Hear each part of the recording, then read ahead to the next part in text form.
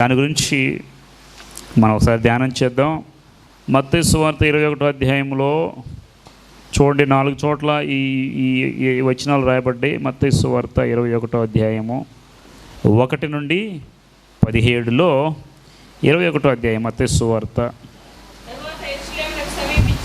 తర్వాత యెరూషలేముకు సమీపించి వచ్చినప్పుడు యేసు తన శిష్యులు ఇద్దరిని చూచి, మీ ఎదుగుతున్న గ్రామంలోకి వెళ్ళుడి. వెళ్ళగానే ఒక గాడిదయు దానితో ఉన్న ఒక గాడిద పిల్ల మీకు కనబడును. వాటినిప్పి నా ఎదుగు తోలుకునండి. ఎవడైనాను అని నీడల కావలసినవని చెప్పవలను. వెంటనే వాటిని త్రోలిపెట్టునని వారిని పంపాను. ప్రవక్త వలన చెప్పబడి నెరవేరినట్లు ఇది జరిగాను. అది ఏమనగా, ఇదిగో నీ రాజు సాత్వికుడై గాడిదను పశువు పిల్లనైనా చిన్న గాడిదనెక్కి వచ్చున్నాడని సియోను కుమారుతో చెప్పుడి. శిష్యులు వెళ్ళి యేసు తమకు ఆజ్ఞాపించిన ప్రకారము చేసి ఆ గాడిదను దాని పిల్లను తోలుకొని వచ్చి బట్టలు వేయగా కూర్చుండెను. జనసమూహంలో అనేకులు తమ బట్టలు దారి పొడుగున పరిచిరి, చెట్ల కొమ్మలు నరికి దారి పొడుగున పరిచిరి. జనసమూహంలో ఆయనకు ముందు వెళ్ళుచున్నవారు, దావీదు కుమారునికి జయము, ప్రభు పేరట వచ్చేవాడు స్తుతింపబడునుగాక కేకలు వేయరి. ఆయన యెరూషలేముకు వచ్చినప్పుడు కలవరపడెను. జనసమూహము ప్రవక్త అయిన యేసు అని చెప్పిరి. దేవాలయంలో ప్రవేశించి క్రయ విక్రమలు చేయవారు అందరినీ వెళ్ళగొట్టి పడద్రోసి అనబడును వ్రాడబడినది. చేసిడి వారిను కుంటివారును రాగా స్వస్థపరిచెను. వింతలను దావీదు కుమారునికి జయమని దేవాలయంలో కోపముతో మండిపడి అడిగిరి. వినుచున్నాను చేసితివి, చదవలేదా? విడిచిపెట్టి బేతనీకి వెళ్ళి అక్కడ బస్ చేసి చాలు. ఈ వాక్యంలో మీకు అంతా ఈరోజు ఏం జరిగిందో చక్కగా రాయబడింది. ఓకే, మన బైబిల్ వాక్యం చూస్తే 4వ వచనం చూడండి. ప్రవక్త వలన చెప్పబడింది నెరవేరినట్లు ఇది అది ఏమనగా అని ఇక్కడ ఉంది కదా. ఇదిగో నీ రాజు సాత్వికుడై గాడిదను భారవాహక పశువు పిల్లైన చిన్న గాడిదను ఎక్కిన యొద్దకు. జకర్యా గ్రంథము 9వ అధ్యాయము 9వ వచనం చదవండి ఒకసారి. జకర్యా 9:9.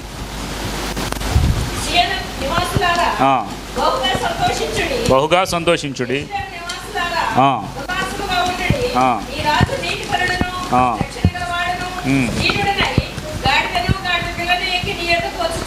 చాలు. దేవుని వాక్యము ఒకసారి మనం గమనిస్తే ఈ జకర్యా గ్రంథము, మలాకీ గ్రంథము, తర్వాత మత్తయి సువార్త జరిగింది కదా. అంటే యేసుక్రీస్తు రాకముందే జకర్యా అనే ప్రవక్త 9వ అధ్యాయంలో దాదాపు మలాకీ జకర్యా ముందు 550 సంవత్సరాల కన్నా ముందుగా ప్రవచించాడు ఆయన జకర్యా. ఏమని ఇక్కడ బైబిల్, సియోను నివాసులారా బహుగా. సియోను అంటే ఎవరు? సియోను కుమార్తె అంటే ఏంటి? సియోను అంటే ఎవరు అసలు? యెరూషలేము ప్రాంతాన్ని సియోను కుమార్తె అంటే యెరూషలేము గురించి చెప్పబడింది. యెరూషలేము నివాసులారా బహుగా సంతోషించుడి. యెరూషలేము నివాసులారా ఉల్లాసముగా ఉండుడి. నీ రాజు నీతిపరుడును రక్షణ గలవాడును దీనుడునై గాడిద పిల్లనెక్కి నీ యొద్దకు వచ్చున్నాడు. ఇది మనం బైబిల్ వాక్యం చదువుకున్నాం. ఇప్పుడు మనం కొన్ని విషయాలు ధ్యానం చేద్దాం. వినండి, యేసుక్రీస్తు వారు ఎక్కడి నుండి వచ్చారంటే ఆయనంట యెరూషలేములోకి వచ్చేటప్పుడు, అంటే గతంలో యేసుక్రీస్తు పుట్టింది ఎక్కడ? యేసుక్రీస్తు వారు పుట్టిన ప్రాంతము బెత్లెహేం. ఆయనది ఏ ఊరు? నజరేతు నుండి బెత్లెహేములకు లెక్క రాసుకోవడానికి వచ్చారు, జనసంఖ్య రాయించడానికి వచ్చారు. వచ్చినప్పుడు దినాలు నిండినవి కాబట్టి బెత్లెహేములోని ఒక పశువుల పాక సత్రం దగ్గర ఆయన యేసుక్రీస్తు వారిని మరియమ్మ గారు ప్రసవించారు. అయిపోయింది. అక్కడ అయిపోయిన తర్వాత అక్కడ నుండి యేసుక్రీస్తు వారు మరలా అక్కడ చంపేస్తూ ఉంటే మరలా 2 సంవత్సరాలు ఐగుప్తుకి వెళ్ళారు. ఐగుప్తుకి వెళ్ళి ఐగుప్తు నుండి వచ్చిన తర్వాత మరలా ఆయన నజరేతుకు వచ్చి పెరిగాడు. నజరేతులో ఉండి దాదాపు తల్లిదండ్రులకు లోబడి 12 సంవత్సరాల దాకా బైబిల్ గ్రంథం రాయబడింది. 12 నుండి మరలా 30 సంవత్సరం వరకు బైబిల్ గ్రంథంలో యేసుక్రీస్తు గురించి రాయబడాల. చాలామంది దాని గురించి అనేకమైన అపోహలు చెప్తారు. ఆయన అక్కడికి వెళ్ళాడు, కాశ్మీర్ వెళ్ళాడు, అటు వెళ్ళాడు, యోగిల దగ్గర నేర్చుకుని అంతా రాంగ్. బైబిల్ గ్రంథంలో క్లియర్గా ఉంది. ఏమో తెలుసా, ఆయన వయస్సునందును జ్ఞానమందును పెద్దల దయందును దేవుని వదిలుచు ఉన్నాడు, తల్లిదండ్రుల దగ్గర ఉన్నాడని బైబిల్ క్లియర్గా ఉంది. తర్వాత ఆయన నజరేతు నుండి మొట్టమొదటిగా సమాజ మందిరాలకు వచ్చి వాక్యం బోధిస్తాడు. అర్థమైంది మీ అందరికీ? వాక్యం బోధించే ముందు యోర్దాను నదిలో ఆయన ఏం చేస్తున్నాడు? బాప్తీసం ఇచ్చే యోహాను బాప్తీసాలు ఇస్తాడు. యేసుక్రీస్తు వారు వచ్చి బాప్తీసం తీసుకొని అక్కడ నుండి వెలుగులోకి వస్తాడు. యేసుక్రీస్తు వారు వచ్చిన తర్వాత యేసుక్రీస్తు దాదాపు 30 సంవత్సరంలో సువార్త ప్రారంభించాడు బాప్తీసం తీసుకొని.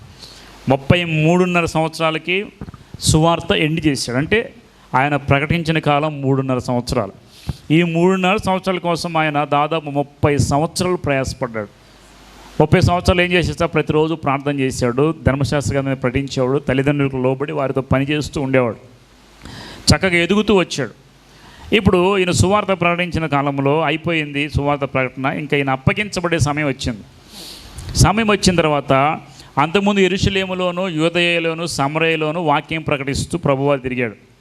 ఓకే, శిష్యుల్ని ఏర్పాటు చేసుకున్నాడు. ప్రభువారిని చుట్టూ తిరిగాడు. యోర్దాను ప్రాంతాల్లో అన్నీ తిరుగుతూ వచ్చాడు. యోర్దాను నుండి యెరూషలేముకి ఆయన వచ్చాడు. అంతకుముందు చాలాసార్లు యెరూషలేం ప్రాంతానికి వచ్చేళ్ళాడు, కానీ ఎప్పుడు వచ్చేళ్ళినా కానీ అంత వింత ఏం జరగల. ఇప్పుడు మాత్రం యేసుక్రీస్తు రావడాన్ని పండగలాగా చేశారు. ఎందుకో తెలుసా? ప్రత్యేకత. పస్కా పండుగ నిన్న పాస్ ఓవర్ అని ఒకటి జరిగింది. పస్కా పండుగ సమయంలో దేవుడు యెరూషలేముకు తిరిగి వస్తాడు. యోర్దాను నుండి ఆయన వస్తూ ఉంటే పస్కా పండుగ ఉంది, యేసుక్రీస్తు అద్భుతాలు చేస్తున్నాడు. ఇప్పుడు మీలో ఎవరైనా, మీ బంధువులు ఎవరైనా వేరే దేశం వెళ్ళి ఒక మంచిగా పనులు చేసుకొని ఒక ఉద్యోగం సంపాదించుకొని లేదా ఒక మెడల్ సంపాదించి వస్తారు, ఏం చేస్తారు? మీ ఊరోళ్ళు, మన ఊరోళ్ళు ఏం చేస్తారు? సంభ్రమాచార్యాలతో ఊరేగింపు తీసుకొస్తారు ఇంటికి. అదే రీతిగా యేసుక్రీస్తు వారు కూడా అద్భుతాలు చేశారు. ఆయన సువార్త గురించి అంతా ప్రబలిపోయినప్పుడు యేసుక్రీస్తు వారిని వాళ్ళు ఏం చేశారంటే ఊరేగింపుగా తెద్దాం అనుకున్నారు. నేను ఆ ప్రాంతంలో తిరిగా. యెరూషలేముకి రాగానే యోర్దాను నుండి యెరూషలేముకి వచ్చేటప్పుడు యెరూషలేముకి రావడానికి మనలాగా ఫ్లాట్ రోడ్డు ఉండదు. ఒక పక్కన యెరూషలేము ద్వారాలకు రాగానే దూరంగా యెరూషలేము మందిరం కనిపిస్తుంది. ఇటువైపు అన్న ప్రవక్త మలాకి, జకరియా అన్ని సమాధులు ఉంటాయి. ఒకవైపునంతా మామూలు సమాధులు ఉంటాయి. ఒకవైపునంతా గెత్సేమనే తోట ఉంటుంది. ఓకేనా? గెత్సేమనే తోట ఉంటుంది. ఒక పక్కన వచ్చేసరికి ఆ దేవుని మందిరం, యెరూషలేము మందిరము డౌన్లో ఉంటుంది. అది ఆ ప్రాంతం అంతా కూడా ఏంటంటే మైదానాల్లాగా ఉంటుంది. చాలా దారులు ఉంటాయి, రోడ్లు ఉంటాయి. ఇలా వచ్చి మనము రోడ్డుకి యెరూషలేముకి వెళ్ళాలంటే మెయిన్ రోడ్ లేదు. అది ఎలా ఉంటుందంటే కొండ నుండి దిగేటప్పుడు స్లోప్ ఉంటుంది, చూసారా? అలా ఉంటుంది. మేము యెరూషలేములోంచి నడుస్తూ ఉంటే చాలా మాకు గైడ్ ఏం చెప్పారంటే జాగ్రత్తగా నడవండి, చెప్పులు జారుతాయి, కాళ్ళు జారుతాయి. ఎందుకంటే స్లోపు వర్షం పడింది మాకు. ఆయన వచ్చేటప్పుడంట మామూలు రోడ్డు మీద రాలా. యెరూషలేము మందిరానికి వెళ్ళేటప్పుడు, యెరూషలేము వీధుల్లోకి వచ్చేటప్పుడు అవన్నీ కూడా మీరు కొండలెక్కి దిగేటప్పుడు కొండల మీద పట్టణాలు ఎలా ఉంటాయి చెప్పండి? యెరూషలేము ప్రాంతం అంతా కొండల మీదే ఉంటుంది. కాబట్టి ఆ కొండల మీద నుండి గాడిదనెక్కి నడుచుకుంటూ వస్తున్నారు. ఇప్పుడు ఆయన ఏం చేశాడు? ప్రభు మీరు వెళ్ళిపోయి, శిష్యులు చెప్పాడు, మీరు వెళ్ళిపోయి అక్కడ 2 గాడిదలు దొరుకుతాయి, గాడిద పిల్ల, మీరు దాన్ని తోలుకుని రండి. ఆ యజమానుడు వచ్చి ఎవరి కోసం అంటే ప్రభుకు కావాల్సిందని చెప్పండి, ఆయన ఇచ్చేస్తామని చెప్పాడు. సరే అని తోలుకొచ్చారు. వాళ్ళు తోలుకొచ్చిన తర్వాత వెంటనే దాన్ని తోలిపెట్టిన వారు చేరిన ప్రవక్త చెప్పండి మాటలు నెరవేర్చబడాలి కదా. కాబట్టి ఇక్కడ ఏంటి? ఇదిగో నీ రాజు సాత్వికుడై. రాజు ఎలా వస్తున్నాడంట? యేసుక్రీస్తు రాజా, మనిషా, దేవుడా? షాలేము రాజు అంటారు ప్రభుని కూడా, తెలుసా? రాజులకు రాజు, ప్రభులకు ప్రభు, దేవుడు. ఇప్పుడు ఈయన ఒక రాజ్యం స్థాపించడానికి వచ్చేటప్పుడు రాజుగా మనం ఇంటిమేట్ చేస్తాం. యేసుక్రీస్తు రాజ్యం ఏంటి? నా రాజ్యం ఈ లోక సంబంధమైంది కాదు, పరలోక సంబంధమైంది. కాబట్టి పరలోక రాజ్యానికి ప్రతినిధిగా యేసుక్రీస్తు లోకానికి వచ్చాడు. కాబట్టి ఈయన రాజు ఎలా వస్తాడంట? సాత్వికుడై గాడిదను భారవాహిక పశువు పిల్ల అయిన చిన్న గాడిదను ఎక్కి నీ ఎదురుకు వచ్చుచున్నాడని సీయోను కుమారుతో చెప్పాడు. ఇది ప్రవచనం చదువుకున్నాం ఇప్పుడు మన జకర్యా గ్రంథాలు. ప్రవచనాలు నెరవేర్చబడాలి కాబట్టి ఆయన వచ్చే సమయానికి ఇప్పుడు వీళ్ళందరూ ఏం చేశారంటే శిష్యులు వెళ్ళి యేసు తమకు ఆక్రమించిన ప్రకారము చేసి ఆ గాడిదను దాని పిల్లను తోలుకుని వచ్చి వాటి మీద తమ బట్టలు వేయగా ఆయన బట్టల మీద కూర్చున్నాం. ఇంతకుముందు ఎప్పుడు లేని పండగ ఈరోజు పండగ చేశారండి. ఎందుకని? యెరూషలేములోకి యేసుక్రీస్తు రావటము చివరిసారి. యేసుక్రీస్తు వారు యెరూషలేముకి ఎప్పుడు వచ్చినా ఒక గేటు తెరవబడి ఉంటుంది, దానికి గోల్డెన్ గేట్ అంటారు. మొత్తం ఎన్ని గేట్లు ఉంటాయి చెప్పాను మీకు యెరూషలేముకి? మొత్తం ఎన్ని గేట్లు ఉంటాయి యెరూషలేము చుట్టూ? 7 8 4 మొత్తం యెరూషలేము చుట్టూ 7 గోడలు ఉన్నాయండి. ఆ గోడలకి పెంట ద్వారము, మీ గోడలకు తెలుసా? తర్వాత ఇంకొక ద్వారం వచ్చేసరికి చాలా ద్వారాలు ఉన్నాయి. యేసుక్రీస్తు వెళ్ళేది మత్స్యపు ద్వారము, ఓకేనా? నాకు ద్వారాల పేర్లు బైబిల్లో ఉన్నాయి సరిగ్గా గుర్తులేవు. ఆ ద్వారం కూడా వచ్చేటప్పుడు యేసుక్రీస్తు వారు మాత్రము ఒక ద్వారం కూడా వస్తారు. ఆ ద్వారం గోల్డెన్ గేట్ అంటారు. ఎప్పుడు ప్రభు వారికి యెరూషలేములోకి గోల్డెన్ గేట్, ఆ గేట్ ద్వారానే యెరూషలేములోకి ప్రవేశించాడు. యేసుక్రీస్తు చనిపోయిన తర్వాత, మరణించిన తర్వాత ఆ గోడ క్లోజ్ చేశారు. మీకు చూపించే గతంలో మీరు చూశారు లేదా? ప్రొజెక్టర్ మీద చూపించా. గోల్డెన్ గేట్ అంటారు. ఆ గేట్ని క్లోజ్ చేశారంటే దేవుడు అయినటువంటి యేసుక్రీస్తు ఎప్పుడు వచ్చిన ప్రాంతానికి ఆయన చనిపోయాడు కాబట్టి ఆ యొక్క ప్రదేశంలో మొత్తానికి గోడని గేట్ని క్లోజ్ చేశారు. అక్కడ నుండి మరలా అందులో ప్రవేశించాలంటే మరలా యేసుక్రీస్తు వరే ప్రవేశించాలి. యేసుక్రీస్తు రెండో రాకడలో వచ్చిన మాత్రమే గోడ పగలగొడతారు. ఇప్పుడు ఆ గోడలు పగలగొట్టడానికి సన్నాహాలు జరుగుతున్నాయి. 3వ మందిరం కట్టడానికి ప్లాన్ చేసేస్తున్నారు, కట్టేయాలని. ఇవన్నీ యెరూషలేములో జరుగుతున్నటువంటి అంశాలు మనకు తెలియదు ఇక్కడ అన్నీ. అయితే చూడండి, యేసుక్రీస్తు వారంట అక్కడ నుండి వచ్చేటప్పుడు గాడిద పిల్లని తోలుకుని వచ్చి వాటి మీద బట్టలు వేయగా ఆయన బట్టల మీద కూర్చున్నాడు. రాజు ఎప్పుడు ఎలాగొస్తాడు? గుర్రం మీద వస్తాడా, గాడిద మీద వస్తాడా? గుర్రాల మీద వస్తారు రాజులు ఎవరైనా, లేదంటే ఏనుగులు ఎక్కువ వస్తారు. గుర్రం మీద వచ్చే రాజావును యుద్ధానికి వస్తాడు. గాడిద మీద వచ్చే రాజావును సంధి చేయడానికి వస్తాడు, ఓకేనా? కాబట్టి యేసుక్రీస్తు వారు భారవాహకమైన గాడిద మీద ఆయన ఎలా వస్తున్నాడంటే సంధి నిమిత్తము, శాంతి నిమిత్తం వస్తున్నాడు. అంటే అనేక మంది ప్రజలతో శాంతి చేసి ఇప్పుడు అనేక మంది ప్రభు వైపు నడిపించడానికి శాంతమూర్తిలాగా. సాత్వికుడు అంటే ఏంటి? తగ్గించుకున్నవాడు. ఒక రాజుని తీసుకొచ్చి ఇప్పుడు జనరల్గా గాడి మీద కూర్చోబెట్టేది ఎవరని చెప్పండి? అరగుండు కొట్టేసి బోడిది పోసి చెప్పులు దండేసి గాడి మీద తిప్పుతారు. ఎవరైనా శిక్ష పడినవాడు. ఇప్పుడు దేవుడైనా యేసుక్రీస్తు తగ్గించుకొని గాడిద మీద ఎందుకు వచ్చాడు? దానికి కొన్ని అర్థాలు ఉన్నాయి. ఆయన తగ్గించుకొని గాడిద మీద వచ్చాడంటే శాంతి దూతగా ఈ లోకానికి వచ్చాడు, యుద్ధం చేయడానికి రాలేదు. గుర్తుపెట్టుకోండి, యేసుక్రీస్తు శాంతి దూతగా ఈ లోకానికి వచ్చాడు కాబట్టి ఆయన శాంతంగా తగ్గించుకొని భారవాహకమైన గాడిద పిల్లని ఎక్కి ఆయన వస్తూ ఉంటే వాటి మీద బట్టలు వేశారంట. బట్టలు వేసిన తర్వాత వాళ్ళు ఏం చేసిన ఇంకా 8వ వచ్చిన తన జనసమూహంలో అనేకులు తమ బట్టలు దారి పొడుగునా పరిచిరి. కొందరు చెట్ల కొమ్మలు నరికి దారి పొడుగునా. చెట్ల కొమ్మలు యెరూషలేములో ఉండే చెట్లు ఏంటి తెలుసా? ఖర్జూరా మట్టలు ఎక్కువ ఉంటాయండి. ఖర్జూర చెట్లు అంటే మన ఈత చెట్లులాగా ఉంటాయి కాబట్టి మనం ఏం చేస్తారంటే అనేక మందికి ఈత కొమ్మలు ఏం చేస్తారు? ఖర్జూర చెట్లకి పోలికగా ఉంటాయి కాబట్టి వీళ్ళు ఏం చేస్తారంటే ఖర్జూర మట్టలు మనకు లేవు కాబట్టి ఈత మొక్కలు తీసుకొచ్చి దారి పొడుగున, అది ఏదైనా కానీ ఏదో ఒక మట్టలు పరిచారు. వాళ్ళు బట్టలు పరిచారు, గాడిద వేసారు, దారి పొడుగున బట్టలు వేసారు. తర్వాత ఈ మట్టలు తీసుకొచ్చి దారి పొడుగున పరిచారు. జనసమూహంలో ఆయనకు ముందు వెళుచున్నవారు వెనక వచ్చున్నారు. అంటే ముందు వెనక ఉన్న వాళ్ళందరూ ఏమంటున్నారు? ఇప్పుడు ఒక జగన్నో లేకపోతే ఇంకో సీఎంఓ లేకపోతే ఇంకొక రాజకీయ నాయకుడు వచ్చాను ఏమంటారు? జై ఏదో అంటారు. ఇప్పుడు నేను అనకూడదు ఇందులో, ఓకే, ఏదో ఒకటి వాళ్ళకి విజయ గీతాలు పాడుకుంటూ వస్తారు కదా రాజకీయ నాయకులు. వస్తే వాళ్ళ పేరు పెట్టి విజయ గీతాలు పాడుకుంటూ ముందు వెనక జనసమూహం అంతా వస్తాయి. ఇక్కడ కూడా యేసుక్రీస్తు వారు వచ్చినప్పుడు దారి పొడుగున ముందున్న వాళ్ళు వెనకున్న వాళ్ళు ఏమన్నారు? దావీదు కుమారునికి. యేసుక్రీస్తు తండ్రి పేరేంటి అంటే దేవుడు గాడిదకి పెట్టిన ఆయన పేరు యేసేపు. మరి యేసేపు కుమారునికి అనకుండా దావీదు కుమారునికి. యేసుక్రీస్తు ఏ వంశం నుండి వస్తారని చెప్పాడు? యూదా గోత్రం. గోత్రం ఏదంటే యూదా గోత్రము. ఏ వంశం అంటే దావీదు వంశము. దావీదు రాజు వంశములోంచి యేసుక్రీస్తు రావాలి కాబట్టే దావీదు దగ్గర నుండి రాజ్యం, మనం రాజుల గురించి చెప్పుకుంటున్నాం కదా, దావీదు రాజ్యాన్ని కొట్టివేయకుండా దేవుడు ఆ 2 గోత్రాలలాగే ఉంచాడు.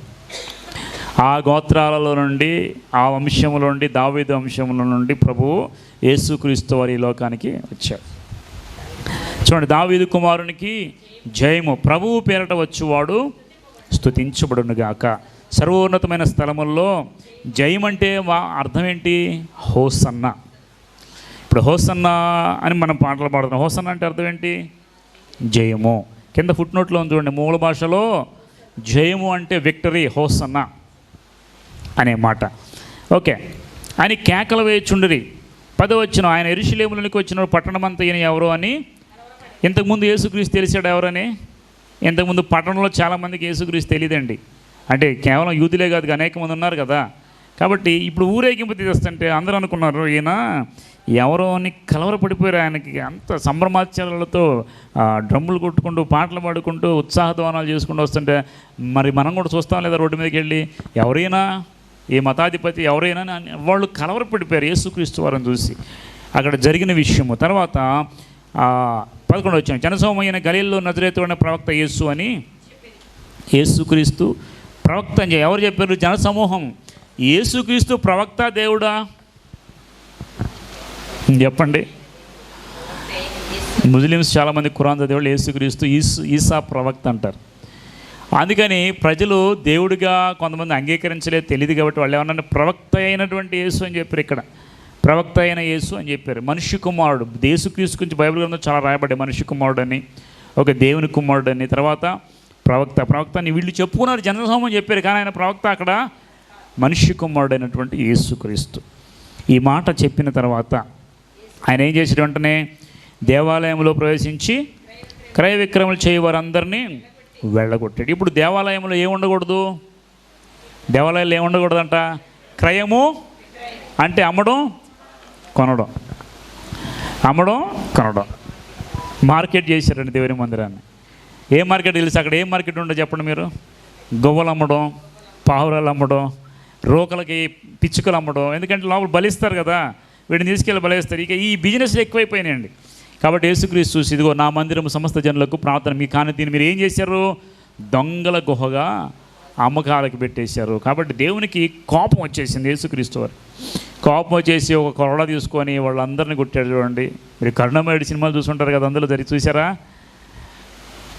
కొరడ తీసుకొని అందరిని కొట్టి బయటికి తరిమేస్తాడు. రోకల మార్చు వారి గోలములు పీఠములు పడద్రోసి 13, నా మందిరము దేవుని మందిరం. ఎప్పుడు ఏ మందిరం అంట? ఇంకో చోట నా మందిరం సమస్త జనులకు ప్రార్థనా మందిరం అని రాయబడింది. సమస్త జనుల క్రైస్తవుల. యేసుక్రీస్తు ఏది చెప్పినా సమస్త జనులు, సర్వలోకమునకు. విన్నారు లేదా? ఇదిగో ప్రజలందరికీ కలగో మహా సంతోషకరమైన సువర్తమానము, ప్రయాసపడి భారం మోయించిన సమస్త జనులారా. ఇక్కడ నా మందిరము సమస్త జనులకు ప్రార్థనా మందిరం. నా మందిరం ఇక్కడ ప్రార్థన మందిరం రాయబడింది. అయితే మీరు దీన్ని దొంగల గుహగా గుడ్డివారు కుంటివారు దేవాలయం ఆయన ఎదుకు రాగా ఆయన వారిని ఏం చేశాడంట? స్వస్థపరిచాడు. ఆ రోజు ఇంకా ఆయన ఏం చేశాడంటే అనేక మంది ప్రభు దగ్గరికి వస్తే అందరినీ కూడా, ఆ రోజు జరిగిన విషయాలు మనం జ్ఞాపకం చేసుకుంటాం, అందరినీ కూడా స్వస్థపరిచాడంట. అందరినీ స్వస్థపరిచాడు. తర్వాత 15 వచనం, కాగా ప్రధాన యాజకులు శాస్త్రులు ఆయన కొరకు చేసిన వింతలను దావీదు కుమారుని జయముని దేవాలయంలో కేకలు వేసిన చిన్నపిల్లని చూసి కోపంతో. ఇప్పుడు కోపం వచ్చింది ఒక బ్యాచ్కి. ఎవరాళ్ళు? శాస్త్రులు, ప్రధాన యాజకులు, పరిసయ్యులు. యేసుక్రీస్తు మనిషి కుమారుడిగా దిగి వచ్చి ఆయన ధర్మశాస్త్రాన్ని కృప గురించి చెప్తుంటే వీళ్ళు ధర్మశాస్త్రం చదివిన ధర్మశాస్త్రోపదేశకులు చిన్నపిల్లలందరూ ప్రభువును స్తుతిస్తుంటే వాళ్ళ కడుపులు ఏమైంది? ఇప్పుడు మంట వచ్చేసిందండి. సౌలుకు వచ్చింది చూసారు అసూయ. దావీదుకు 10,000, సౌలుకు 1000. సౌలు ఏమనుకున్నాడు? తన హృదయంలో విషపు చూపు నిలిపాడు. కాబట్టి ఇక్కడ కూడా ప్రభువును స్తుతిస్తుంటే చంటి పిల్లలు వీళ్ళందరూ ఏమన్నారంట? కోపంతో మండిపడి 16వ వచనం, వీరు చెప్పుచున్న వినుచున్నావా అని ఆయన అడిగిన. అందుకు యేసు, వినుచున్నాను. బాలు రేక్కయు చంటి పిల్లల ఎక్కే నోట స్తోత్రము సిద్ధింపచేసి. ఇక్కడ ఇంకో విషయం తెలుసా? వీళ్ళందరూ హోసన్నా జయము అని ఎవరు చెప్పారు? పాటలు పని ఎవరని చెప్పారా? యేసుక్రీస్తును చూడగానేనంట వీళ్ళందరూ హోసన్నా జయమని పాడేశారు. వారి నోట స్తోత్రములను సిద్ధింపచేసి. అంటే వారి నోట స్తోత్రం పెట్టింది ఎవరు? దేవుడే. ఎవరు చెప్పలేదు వాళ్ళకి, కానీ దేవుడే వాళ్ళ నోట స్తోత్రం అని మాట మీరు ఎన్నడూ చదవలేదని వారితో చెప్పి పట్టణం విడిచి బయలుదేరి బేతనియకు వెళ్ళిరి. బయలుదేరి ఎక్కడికి వెళ్ళారు? మరలా అది అయిపోయింది, మందిరంలో పని చూసుకున్నాడు. ఇక అక్కడ నుండి స్టార్ట్ అయింది ప్రభువుని అప్పగించే పని. ఇదంతా హోలీ వీక్ అంటారు. రేపటి నుండి రేపు సోమవారం నుండి శుక్రవారం వరకు ఏం వీక్ అంటారు? హోలీ వీక్. హోలీ వీక్ అంటే ఇప్పుడు ఆయన పస్కా పండుగ అయిపోయింది, తర్వాత ఆయన బేతనికి వెళ్ళిపోతారు. అక్కడ తర్వాత యేసుక్రీస్తు ప్రభురాత్రి భోజనం చేస్తూ ఉంటాడు. ఆయన మీరు నన్ను ఒకళ్ళు అప్పగిస్తున్నారు, పోండి, ఎవరైతే చేస్తారో మీరు వెళ్ళి నా పని మీరు చేయండి అంటే నేనా ప్రభు అంటాడు. యోధా ఒకడు లేచి నేను కాదు కదా ప్రభు అని వెళ్ళిపోయే వాళ్ళని యేసుక్రీస్తు అప్పగించేస్తాడు. యేసుక్రీస్తుని ఎన్ని వెండినాళ్ళకి అప్పగించాడు? 33.5 యేసు వయసు, నాకు 33.5 ఏమంటే వాళ్ళు ఏమంటారు తెలుసా? 30 సంవత్సరాల దాకా ఆయన మమ్మల్ని బాధ పెట్టలేదు, ఈ 3.5 సంవత్సరాలే బాధ పెట్టాడు. ఇప్పుడు యేసుక్రీస్తుని అప్పగించింది ఎవరు? అన్యులా యూదులా? మీరు చెప్పండి. యేసుక్రీస్తుని అప్పగించింది ఎవరు? పక్కనే ఉన్న యోధా ఫస్ట్. ఆయన శిష్యుల్లో ఒకడే ప్రభువుని అమ్మేశాడు. యేసుక్రీస్తుని సిలువేయడానికి అప్పగించింది ఎవరు? యూదులే, సొంత జనాంగమేనండి. యేసుక్రీస్తు ఎవరికైతే ప్రయాసపడి ఎవరి కోసం సువార్త చెప్పాలని ఈ లోకానికి వచ్చాడో ఆ యూదులే ప్రభువుని అప్పగించారు. ఈవెన్ పిలాతు కూడా ప్రభువుని చూసి జాలిపడ్డాడు. అయ్యో ఈయన యందు నాకు ఏ దోషం కనపట్లేదు, ఈయన చాలా మంచివాడు, ఎందుకు ఈయన సిలువేయటమని అడిగితే ఆయన చెప్పిన మాట కూడా వీళ్ళు అన్యులైనా కానీ మన పట్ల జాలి పడతారేమో కానీ మన వాళ్ళు ఎప్పుడు మన మీద జాలిపడనే పడరు. పిలాతు అయ్యో ఈ పాపం నేను ఇలా చేసి నేను పాపం నా మీద తెచ్చుకోవడం నాకు అవసరమా, కాబట్టి నేనేం చేయాలంటే తీర్పు మాదే అని కేకలు వేశారండి. ఆ రోజు భయంకరమైన కేకలు వేసి ఆయన సిలువేయండి. ఇప్పుడు చూడండి, పిలాతు వాళ్ళని వారించాలని చూశాడు, పిలాతు వాళ్ళని కాపాడాలని, యేసుక్రీస్తుని కాపాడాలని చూశాడు. కానీ పిలాతు అధికారంలో ఉన్నవాడే కానీ ఆయన అధికారం చెల్లిందా? అన్యాయమే గెలిచింది. నిన్న పాస్టర్ గారిని మీరు విన్నారా? నిన్న న్యూస్ వచ్చిందా? పోస్ట్ మార్టం రిపోర్ట్ బయటకు వచ్చింది. ఆయనని పాపం చాలా క్రియేట్ చేసేసి ఆయన మీద నేను పోస్ట్ మార్టం రిపోర్ట్ ఇచ్చారు. ఏమి ఇచ్చారన్న? Drunk and drive. ఆయన చాలా దారుణమైన వ్యక్తిగా చేసి చిత్రీకరించారు. అంటే ఆ రోజు యూదుల కేకలు ఎలాగైతే గెలిచాయో ఈరోజు కూడా వాళ్ళ కేకలే, అన్యాయపు కేకలే గెలిచాయి. న్యాయం అనేది చేతులు కడుక్కుందండి. న్యాయం అనేది అసలు బయటికి కూడా రాలేదు. కానీ ఒకటి, దేవుడు న్యాయము. పిలాతు ఏం చేశాడు? ఆ కీడు నా మీదకి నా పిల్లల మీదకి రాకూడదని ఆయన ఎంత చెప్పినా వాళ్ళు వినట్లేదు. మీ ఇష్టానికి మీరు చేసుకుని చేతులు కడుక్కున్నా అంటే ప్రభువు ముందు ఆయన నా తప్పేం లేదు ప్రభు, వాళ్ళే కోరుకోండి, నేనేం చేయలేను, నన్ను క్షమించని దేవుని క్షమాపణ అడిగాడు. నీతిమంతుడు నేనేం చేయదని భార్య చెప్పింది, ఆ మాట విన్నాడు, క్షమాపణ అడిగాడు. ఆయన వీళ్ళు ఏమన్నా చేసేటప్పుడు ఈ పాపం మా మీద మా పిల్లల మీద ఉండిగా అన్నారు. దేవుని శాపం వచ్చిందా లేదా?